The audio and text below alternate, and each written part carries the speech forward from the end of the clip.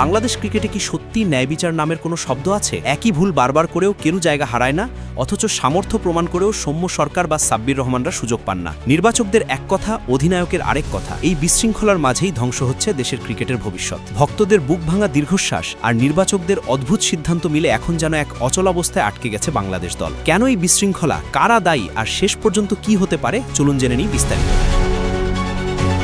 বাংলাদেশ ক্রিকেটে অবিচার শব্দটা এখন আর অভিযোগ নয়, বরং এক কঠিন বাস্তবতা। সাব্বির রহমান বা সৌম্য সরকারের মতো ক্রিকেটাররা সামর্থ্য থাকা সত্ত্বেও যখন সুযোগ পান না, তখন স্বাভাবিকভাবেই প্রশ্ন ওঠে, জাতীয় দলের নির্বাচনে কি সত্যি মেধার মূল্যায়ন হয়, নাকি পছন্দ অপছন্দই ঠিক করে দেয় কার ভাগ্যে জুটবে জাতীয় দলের জার্সি? চট্টগ্রামে বাংলাদেশের সাম্প্রতিক টি-20 পারফরমেন্স ছিল একদমই হতাশাজনক। ব্যাট হাতে কেউই দলের হাল ধরতে পারেননি। শীতের রাতে স্টেডিয়ামে আসা ভক্তরা একের পর এক উইকেট পতন দেখে শুধু হতাশাই নয়, রীতিমতো ক্ষুব্ধ হয়ে ফিরে গেছে। এত কিছুর পর কি টনক মরছে দলের কর্তাদের? ভক্তরা ভাবছেন, কিন্তু বাস্তবতা দেখাচ্ছে উপর মহলে যেন সবকিছুই চলছে নিজের নিয়মে। চট্টগ্রামে যখন দল ঢুকছে, তখন ঢাকায় চলছে সম্পূর্ণ ভিন্ন এক চিত্র। পরাজয়ে গ্লানি থেকে ভক্তরা রাত কাটালেও দলের কর্তাদের মুখে নেই কোনো দায়বদ্ধতার ছাপ, বরং উল্টো দোষারোপের খেলাই চলছে। নির্বাচক প্যানেল এবং অধিনায়ক লিটন দাসের পারস্পরিক অভিযোগ ভুলে যাওয়ার মতো নয়।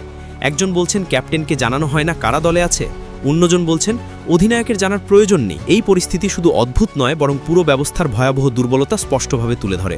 বাংলাদেশ দল 2 মাস পর টি-20 বিশ্বকাপ খেলতে যাবে, অথচ এখনও দল গোছানো তো দূরের কথা, দল নিয়ে সঠিক পরিকল্পনাও নেই। ওয়েস্ট ইন্ডিজের বিপক্ষে হোয়াইট ওয়াশ, এরপর দুর্বল আয়ারল্যান্ডের বিপক্ষে প্রথম ম্যাচেই পরাজয়। সবকিছু মিলে পরিষ্কার যে পরিস্থিতি দিন দিন আরও অবনতি ঘটছে। টপ অর্ডারেও একই সমস্যা। পারভেজ ইমন একের পর এক সুযোগ পাচ্ছেন, কিন্তু পারফরমেন্সের গ্রাফ নিচের দিকেই। অথচ ঘরোয়া লিগে এবং ওয়ানডেতে ধারাবাহিকভাবে ভালো করা সৌম্য সরকার দলের আলোচনাতেই আসেন না। কেন? ভক্তরা তাই প্রশ্ন তুলছেন, সৌম্য সরকারের দোষটা কি? একইভাবে সাব্বির রহমান দেশের টি-20 ক্রিকেটে একসময় ম্যাচ উইনার পরিচয়ে পরিচিত ছিলেন। মিডল অর্ডারের এই করুণ পরিস্থিতিতে তাকে কি একবার সুযোগ দেওয়া যায় না? অন্যরা তো ধারাবাহিক ব্যর্থতার পরও জায়গা নিশ্চিত পাচ্ছেন, তাহলে সাব্বির বা সৌম্যদের ক্ষেত্রে আলাদা নিয়ম কেন?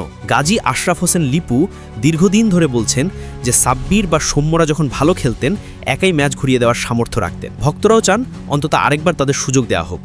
এই দুইজনের মতো ক্রিকেটারদের সামর্থ্য অবহেলা করার সুযোগ নেই। কিন্তু দল নির্বাচন যেন এখন এক অদৃশ্য নিয়মে চলছে। তাকে পছন্দ তাকে বারবার নেওয়া হবে, আর যাকে পছন্দ নয় তাকে যত ভালোই খেলুক আবর্জনার মতো ছুঁড়ে ফেলা হবে। এই অবস্থা শুধু অবিচার নয়, বরং দেশের ক্রিকেটের জন্য মারাত্মক ক্ষতি।